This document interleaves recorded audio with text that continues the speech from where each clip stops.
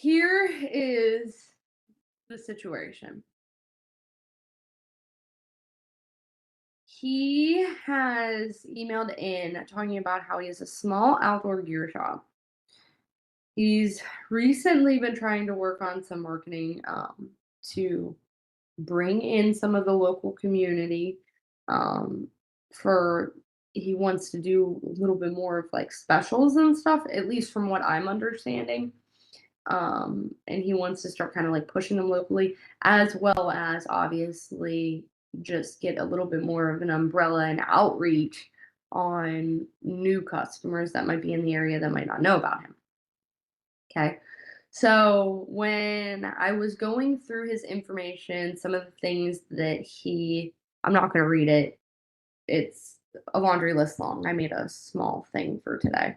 But when I had been reading his story, it said that he had just gotten a new website. Um, they had done paid ads, which is huge, a rebrand, and social media scheduling tools. So they were trying to get into social media. I could tell that it was they wanted to use a bunch of different tools. So they were just kind of all over the place with that. But essentially, that's what it came down to. So then his traffic increased, which is great, right? Engagement increased. So he had like a bunch of people engaging. But what they found is that the revenue did not move. Okay. So I did bring this excerpt out because it's a good question. But he wrote, "We're doing everything people tell us to do. We're showing up consistently, but we're feeling like we're pushing harder and not actually moving forward. How do you know when the problem isn't effort but direction?" So, traffic increased, engagement increased, revenue didn't move in the way that was expected.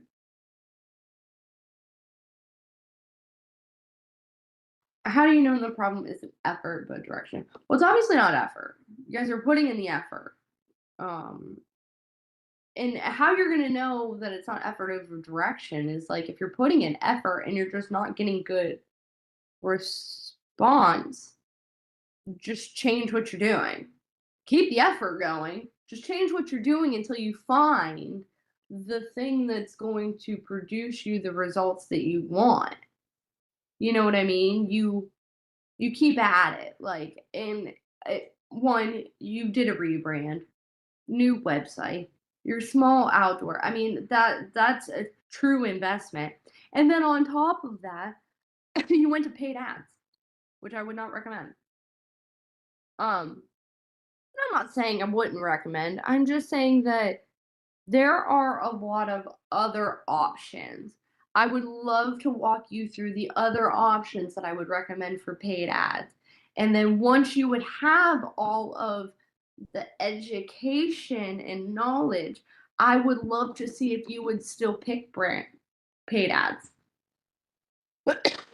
And a huge thing is it paid ads through Google, paid ads through Meta? Two different things. Still won't recommend either. Excuse me, I apologize. I might have to go take a little sip of water. I tried a coffee. Got this. Um, so going back to your store, this is what I tell you to do. Revenue did not move in the way you expected. Okay. I one need details on that. This was one of the reasons why I wanted to reach out. So your revenue didn't move as expected. Did it not move as much as expected, or did it not move at all? And then if it did not move at all, did your what was consistent stay consistent, or was there a difference in sales? Were people Did you offer, this is one thing I always worry about is, did you offer a bunch of sales items? People used up a bunch of the sales items. That was your most minimal profit item. And it caused you to kind of just be level, even though you've had to outdo all of this money to get people to come in. But there's really no return on it because you just spent money to chase your tail. So, like, if you're going to do something like that, you can do that. But, like, it's also pretty cool if you could, like, from a in person, general, like, floor print type thing. What I would do is, like, let's say you're an outdoor shop and you have worms, right? You make a ton of money off your worms, um, for bait. You have a fishing 10% off fishing poles. I don't know. Anyways,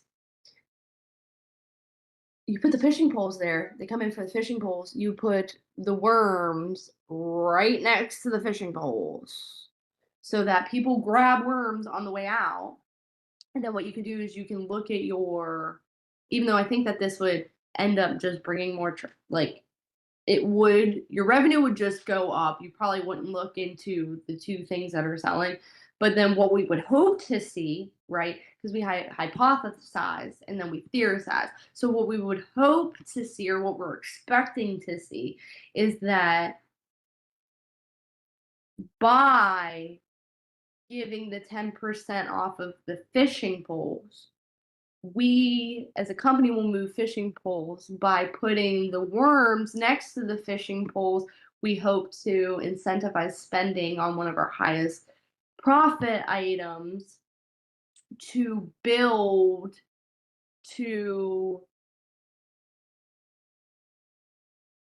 make money. I mean, if it's your highest profit item and you're selling, let's say 10 worms for every fishing pole that you sell, then you've made your 10% back, hopefully. And people that are really good at this will do the numbers so that they do actually make a dollar or two more when they bundle it all together by giving the discount versus selling the two things separately and making what it would cost in theory.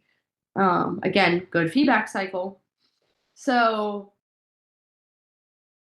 you are going to be able, let's pull this back to, again, we put a theory out there, like, did you just give everybody 20% off the whole store, and just essentially hand over your profits? And we do not want to see smaller businesses do that. They don't have it. They do not have it.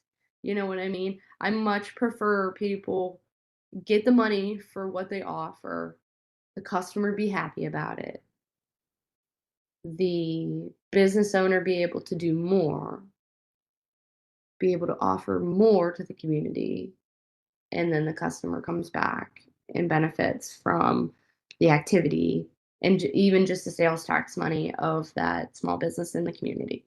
So again, good feedback cycles. We can get to this. You have resilient effort, in my opinion. You have an uphill battle, but keep at it.